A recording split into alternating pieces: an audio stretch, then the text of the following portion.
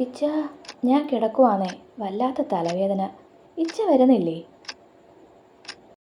നീ കിടന്നോ, ഞാനിത് കണ്ടേച്ച് വരാം. അല്ലെങ്കിൽ വാ, നല്ല നല്ല രസമുള്ള വാ, നമുക്ക് ഒന്നിച്ചിരുന്ന് കാണാം. വാ. ദേ, അതെ, ആ ശബ്ദമെങ്കിലും ഒന്ന് കുറയ്ക്കുമോ? മനുഷ്യന് തലവേദനിച്ചിട്ട് വയ്യ. പ്ലീസ് ഇച്ച.